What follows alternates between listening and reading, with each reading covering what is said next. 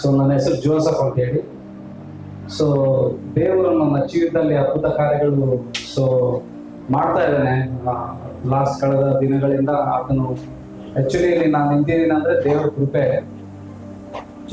So ನನ್ನ ಸಾಕ್ಷಿ ಏನಂದ್ರೆ ಒಂದು 5-6 ತಿಂಗಳಿಂದ ಕೂಡ ಸೊ ನಾನು ತುಂಬಾ ಕಷ್ಟದಲ್ಲಿ, ದುಃಖದಲ್ಲಿ, ಕಷ್ಟ ಅಂದ್ರೆ ಕಷ್ಟ ಇರುತ್ತೆ, ಕಷ್ಟದಲ್ಲಿ ಇನ್ನೂ ಕಷ್ಟ. ಆಕ್ಚುಲಿ ಹೇಳ್ಬೇಕಂದ್ರೆ ಬದುಕಕ್ಕೆ ನನಗೆ ಇಷ್ಟ ಇಲ್ಲ ಹೇಳ್ಬೇಕಂದ್ರೆ. ಸೊ ಆ ತರ ಸಿಚುವೇಶನ್ ತುಂಬಾ ಹೇಳಲಿಕ್ಕೆ ಪರಿಸ್ಥಿತಿಯಲ್ಲಿ ಯಾರಿಗೂ ಹೇಳಲಿಕ್ಕೆ ಆಗಲ್ಲ ಕೆಲವೊಂದು ಸಿಚುವೇಶನ್. ಸೊ ಆ ತರದಲ್ಲಿ ನಾನು ಒಂದು 5 ತಿಂಗಳಿಂದ ಕೂಡ ನನ್ನಲ್ಲಿ ಅನೇಕ ದುಃಖ ಇದೆ.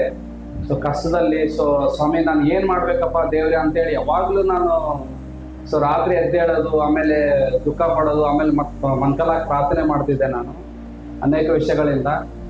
ಸೊ ದೇವರು ಸೊ ಯಾಕಂದ್ರೆ ನಾನು ಮನುಷ್ಯರ್ ನಂಬಂಗಿಲ್ಲ ಯಾವಾಗ್ಲೂ. ಸೊ ನಾನು ವಾಕ್ಯ ದೇವರು ನನ್ನ ಯಾವತ್ತು ಕೈ ಬಿಡಲ್ಲ ಅಂತೇಳಿ ನನ್ನ ಚಿಕ್ಕ ವಯಸ್ಸಿಂದ ಕೂಡ ಸೊ ನನಗೆ ಒಂದು ನಂಬಿಕೆ ಯಾವಾಗ್ಲೂ.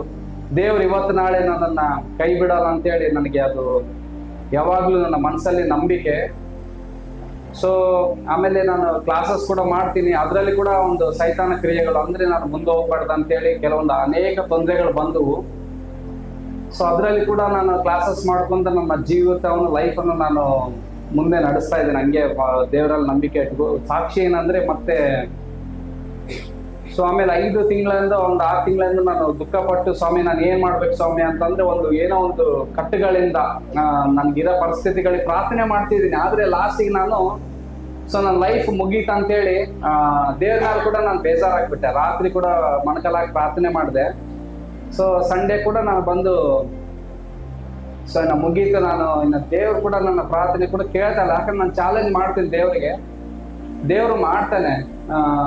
ಸೊ ಈ ವಿಷಯದಲ್ಲಿ ಕೂಡ ನಾನು ಎಷ್ಟು ಪ್ರಾರ್ಥನೆ ಮಾಡಿದ್ರು ಕೂಡ ದೇವ್ರು ಕೇಳ್ತಾ ಇಲ್ಲ ಅಂತೇಳಿ ಸಂಡೇ ನಾನು ಇಲ್ಲ, ನನಗೆ ಬೇಜಾರು ಅಂದ್ರೆ ಸಂಡೇ ನಾನು ಪ್ರೇಯರ್ ಬರ್ತಿದ್ದೀನಿ, ಒಂದು ನಂಬಿಕೆ ಇದೆ ದೇವ್ರ ಮೇಲೆ. ನಾನು ಸಿಟ್ಟಾಗ್ಬಿಟ್ಟೆ, ದೇವ್ರೆ ನೀನ್ ಏನಾರ ಮಾಡಪ್ಪ ಸ್ವಾಮಿ, ನನ್ನ ಜೀವಿತದಲ್ಲಿ ಏನಾರ ಅದ್ಭುತ ಕಾರ್ಯ ಮಾಡು ಅಂತೇಳಿ ಒಂದು ನಂಬಿಕೆಯಿಂದ ನಾನು ಬಂದೆ. ಆದ್ರೆ ಸೋತೋಗ್ಬಿಟ್ಟೆ ನಾನು.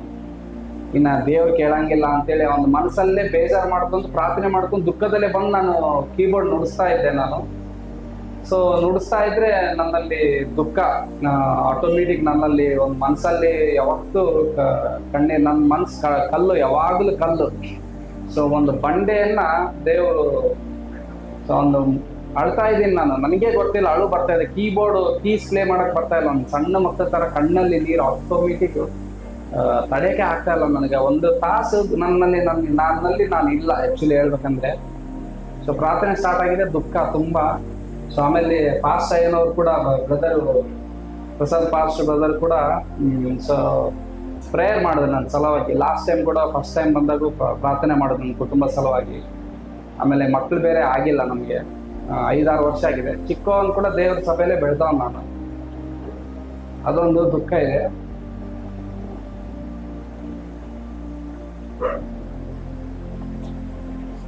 ಆದ್ರೆ ಯಾವತ್ತು ನಾನು ಸೋತೋಗಿಲ್ಲ. ಯಾಕಂದ್ರೆ ದೇವರು ನಮ್ಗೆ ನಾವು ಆರಾಧಿಸುವ ದೇವರು ಕಲ್ಲಲ್ಲ. ಸೊ ಆತನ ಶಕ್ತನಾಗಿದ್ದಾನೆ. ಆ ಒಂದು ಧೈರ್ಯದಿಂದ ನಾನು ನಂಬಿಕೆಯನ್ನು ಮುಂದೆ ಸಾಗಿಸ್ತಾ ಬರ್ತಾ ಇದ್ದೀನಿ. ಸೊ ಪಾಸ್ಟರ್ನವ್ರು ಕೂಡ ಬಂದು ಪ್ರಾರ್ಥನೆ ಮಾಡೋದು ನಮ್ಮ ಕುಟುಂಬ ಸಲುವಾಗಿ ತುಂಬಾ ಸಂತೋಷ ಅನಿಸ್ತು. ಇಷ್ಟು ವರ್ಷ ಆಯ್ತು, ಯಾವ ಪಾಸ್ಟರ್ಸ್ ಕೂಡ ನಮ್ಮನ್ನು ಕರೆದು ನಾವು ಇಷ್ಟು ಸಭೆಗೆ ಹೋಗಿವಿ, ಅನೇಕ ಪಾಸ್ಟರ್ಸ್ ನೋಡಿದ್ದೀವಿ, ಅನೇಕ ಮೀಟಿಂಗ್ಸ್ ಅಲ್ಲಿ ಹೋಗಿದ್ದೀವಿ, ಚಿಕ್ಕವ್ರಿಗೆ ಬೆಳೆದೀವಿ. ಆದ್ರೆ ನಮ್ಮನ್ನು ಕರೆದು ಯಾರು ಕೂಡ ಈ ತರ ಪ್ರೇಯರ್ ಮಾಡಿಲ್ಲ. ಸೊ ಬ್ರದರ್ ನಮ್ಮ ಸಲುವಾಗಿ ಪ್ರಾರ್ಥನೆ ಮಾಡಿದ್ದಾರೆ, ಅದೊಂದು ಬಹಳ ಖುಷಿ ಅನ್ನಿಸ್ತು ನಮಗೆ.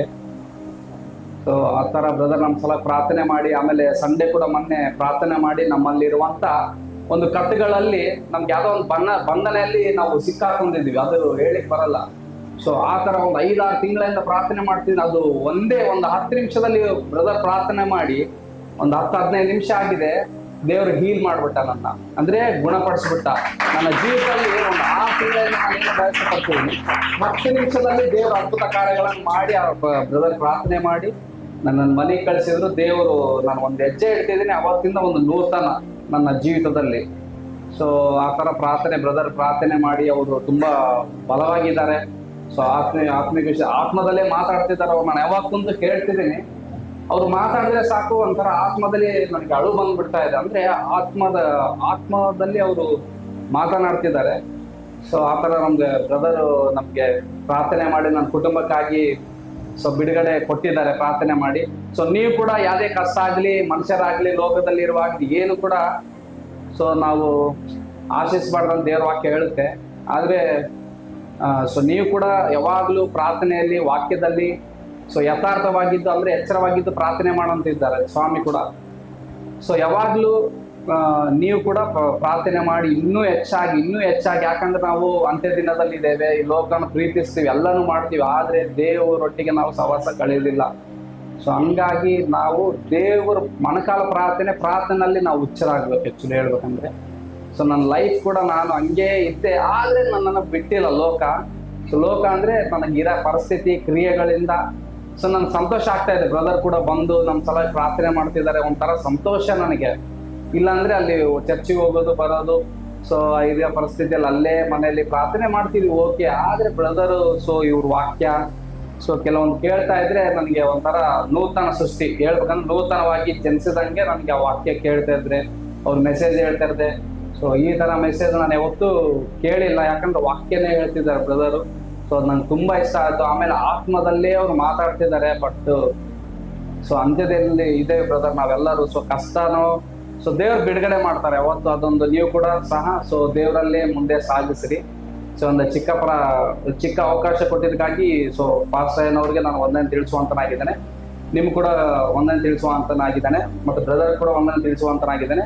ಈ ಅವಕಾಶ ಕೊಟ್ಟಿದ್ದಕ್ಕಾಗಿ ದೇವ್ರ ನಾಮಕ್ಕೆ ಸ್ತೋತ್ರವಾಗಲಿ. ಯೇಸುವಿನ ನಾಮದಲ್ಲಿ ಬಿಡುಗೊಳ್ಳುವಂತ ತಂದೆ, ಆಮೆನ್.